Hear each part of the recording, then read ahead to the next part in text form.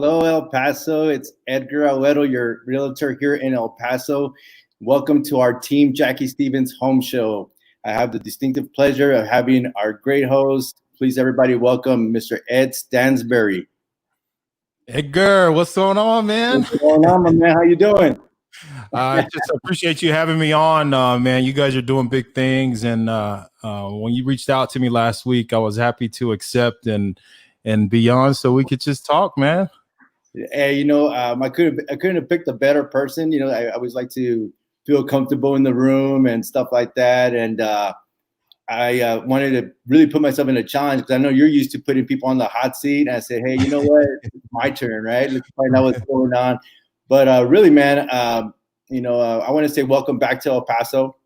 First and foremost, I know you were gone for a little bit doing your thing. And when you came back to El Paso, I remember getting the call and saying, hey, what's El Paso like? What's going to be the best areas? That kind of deal. As obviously, we're in the real estate business, and we gave you some headway there and stuff like that. So welcome back, man.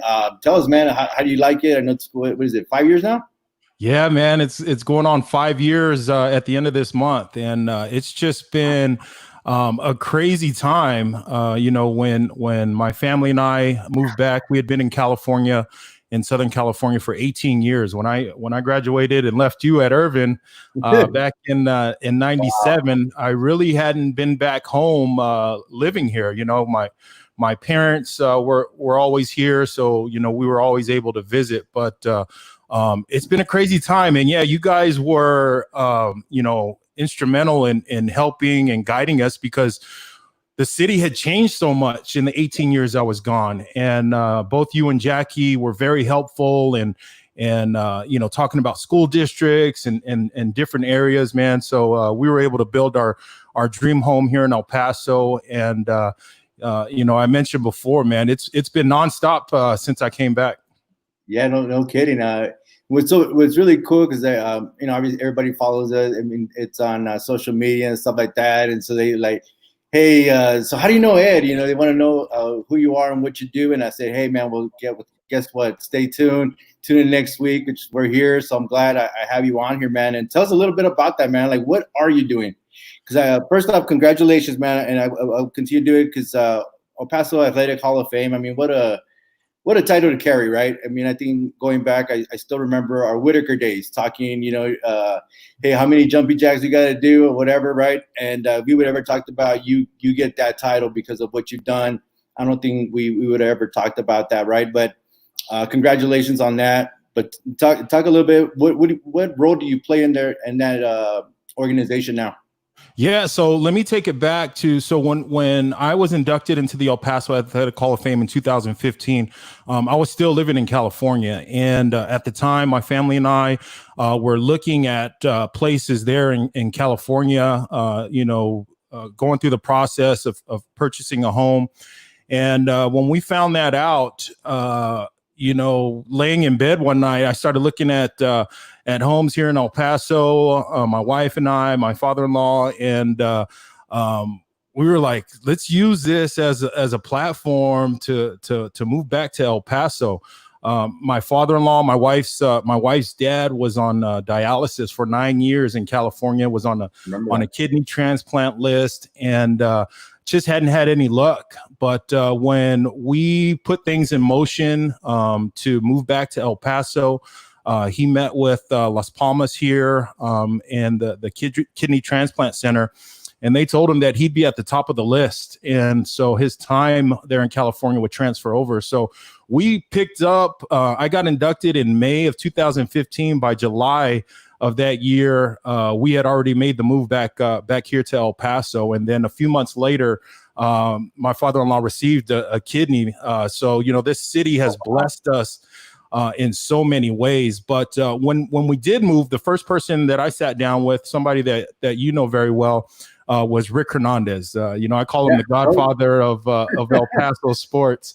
And he's kind of orchestrated everything that I've been involved in here. The Great El Paso Football Showcase. I partnered up with him with the insurance agency, and he's been teaching me that industry. And so really, I wanted to come back with a purpose. And, both you and I, we've been involved in sports our entire lives. And I wanted to be in a position that I could share some of my experiences to help the youth of this city to go on and get their education and experience life the same way I have. No, that's awesome, man, and I think you nailed it on it. For those that don't know, and probably a lot of us do now, when he talks about those experiences, I think you're able to share that with a lot of people here in El Paso, from being a star-studded athlete here out of El Paso, going on doing great big things at UCLA, being a part of the Houston, Texas organization in their first year and stuff like that. I mean, how exciting was that? I mean, and just to know that I played with you, I took the field with you, that was always my little pleasure, my nugget, man. And so, I think I cheer for you almost every single time. I say almost, man, because there's only one game, and I know if Jason's looking at it, Michigan, that's the only one game. But I was very proud because you scored, and you won. No, you know what, Edgar? Like, we were so tight growing up, and I looked forward to, after those big games, after beating Michigan or after beating Alabama, getting on the bus. And this is when cell phones just came out. I remember that. And I knew Jason was going to call. I knew RT was going to call, and I knew you were going to call. And, I looked forward, and I cherished those moments, man, to represent everywhere I've gone. I've been around the world and back. But everywhere I've gone, I've taken that El Paso pride with me, along with the friendship, so we can experience things together. And being back, I get to share that with a lot more people, not just my friends that are in my circle, but the entire city. So it's really good, man. I have a big heart. Very, I empathize with a lot of the students trying to make it. And, you look at my situation, and I talk about this when I get invited to do motivational speeches at high schools. Growing up in the Northeast, it was tough, man, my dad sat me and my brothers down at a young age and said, you know what, you guys need to use sports as a vehicle to get your higher education. There was nothing in the savings account, no scholarship funds set aside. So he raised us in a way like a lot of you look at a lot of our friends and how successful they are. That drive there was originated, right there on the streets of the Northeast. And, it's just cool now to be back and to see you and Jackie, being successful agents here in the city, and everybody else, man. So it really is a treat to be back home.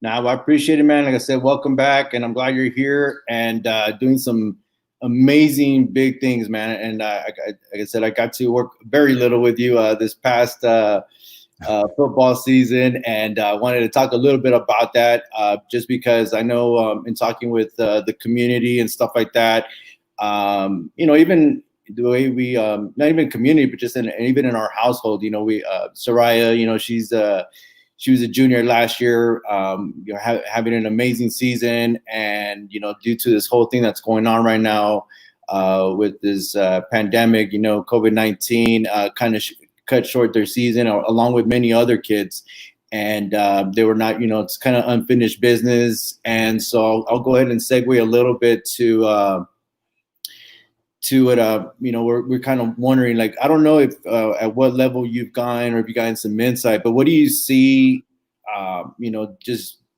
the football season, or even going to have one? I mean, what effect does the COVID-19 have on it?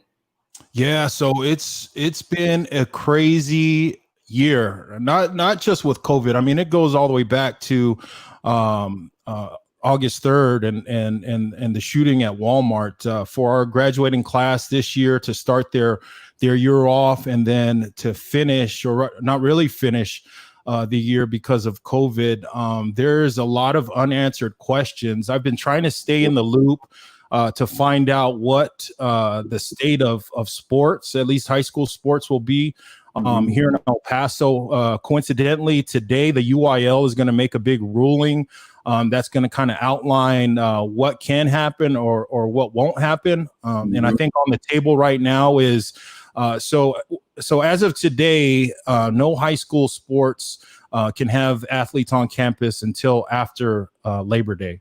And so that's already going to push the season out 2 weeks. So all the non-district games that we had, to prepare us for district, those are going to be gone.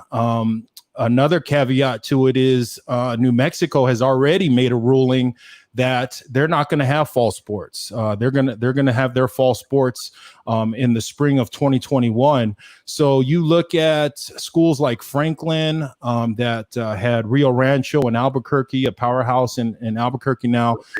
They lose those games, and then locally here you look at schools like Cathedral, whose schedule is primarily made up of New Mexico schools. The Santa Teresa's, the Gadsdens and all that. So they are really on the verge of maybe not even having a season. So what's on the table with UIL from the people that I've talked to is they are either going to push the season out a little further, maybe start at the end of September, early October, and just do a district schedule. And I think that's probably the best case scenario.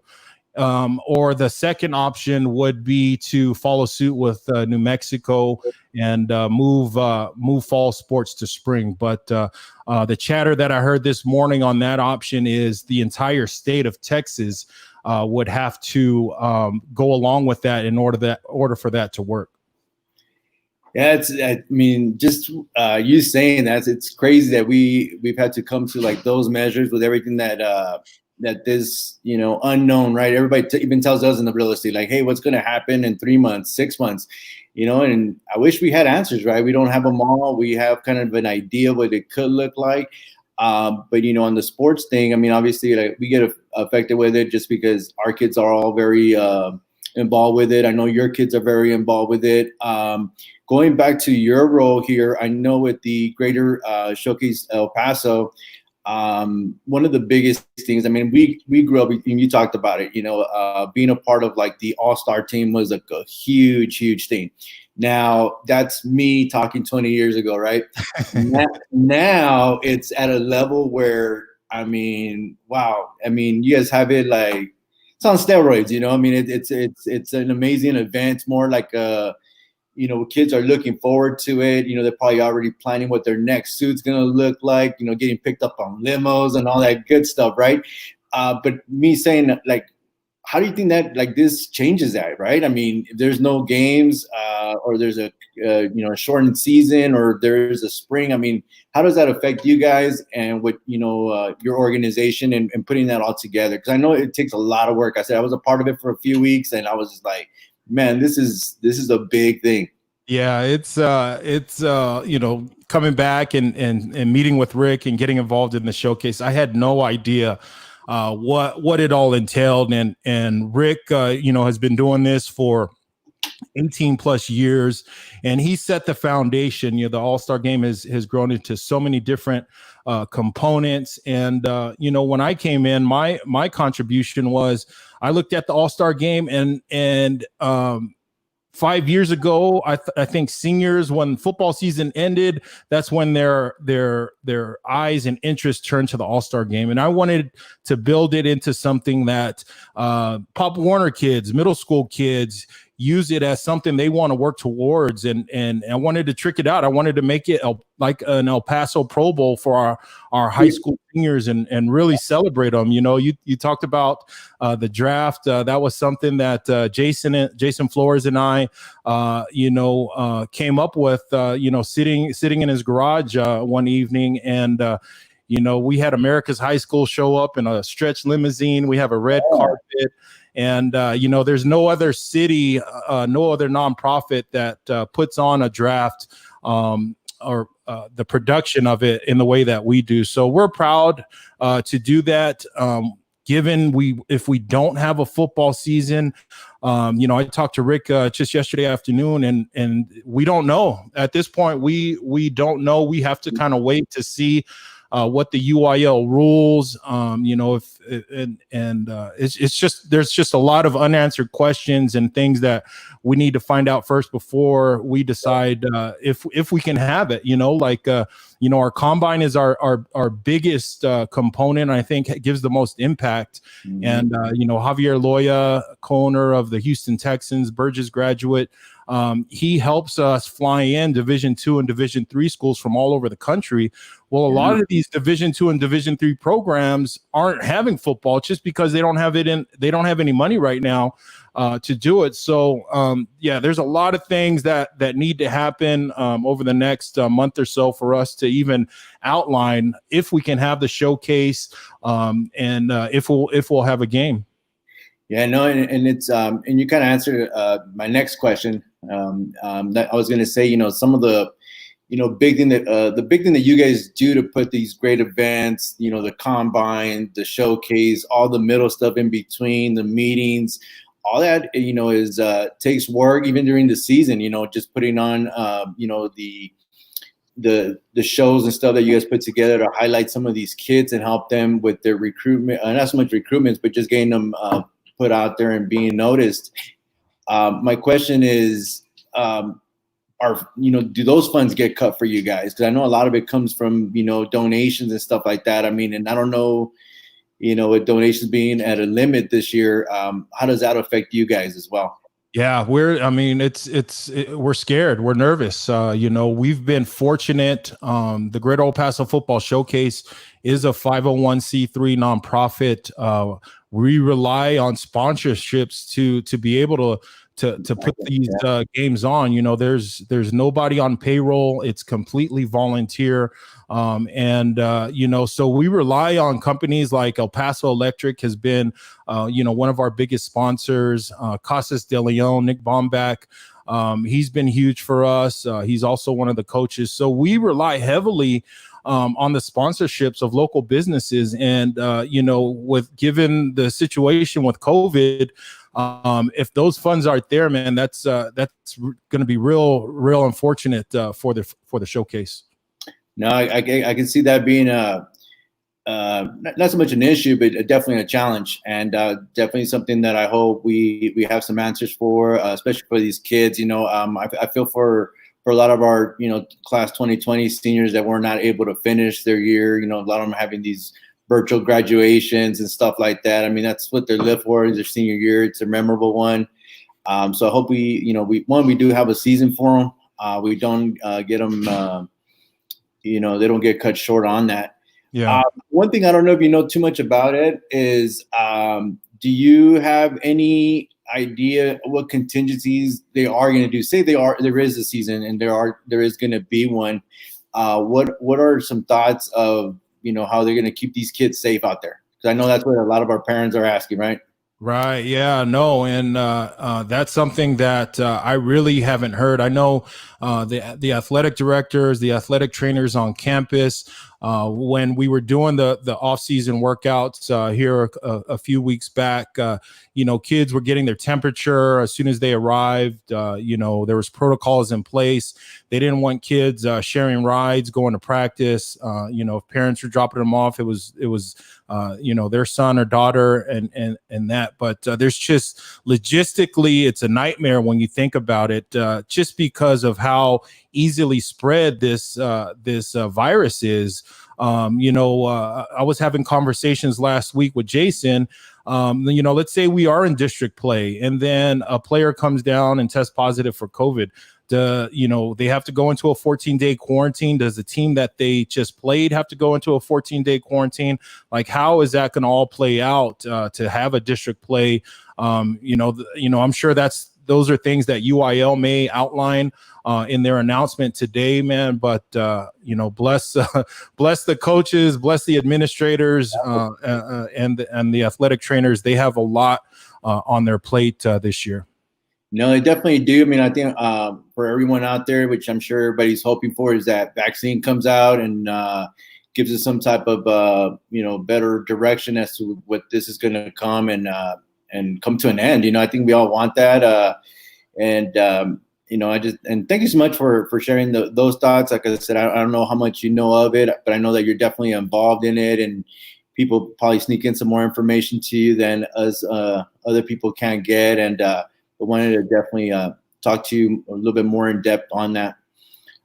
So one of the other things, and I don't want to end the call and not give you an opportunity to kind of share with us. But so I know, you and Jay have always been those one-uppers. You always think of that next to Ed. So what I'm getting at, man, I love what you guys are doing. Talk to me a little bit about this coldest zone. What is it, man?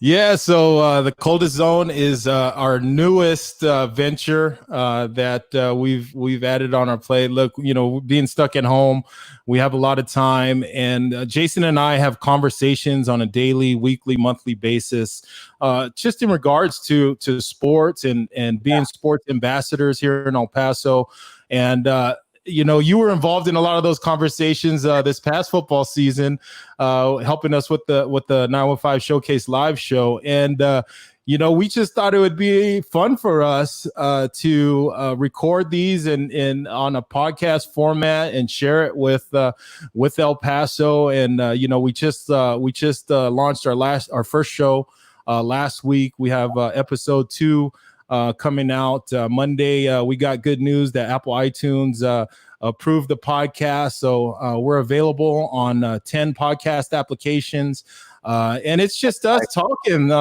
similar to you and I now. And things get a little icy in there sometimes with the conversations we have. But it's all for fun, and we're actually pleasantly surprised that we're getting a lot of good feedback, and so we look forward to having you and Jackie on in a future episode, so I can give back and let you guys share what you do with the rest of El Paso. That's awesome, man. Well, we definitely will appreciate it, and we'll take you up on that invitation. Well, Ed, I hate to end our conversation, and here I'm actually going to just ask to see, did we get any questions from the live? I know that a lot of people wanted to ask some other questions. I just wanted to see if we did come across any. Okay.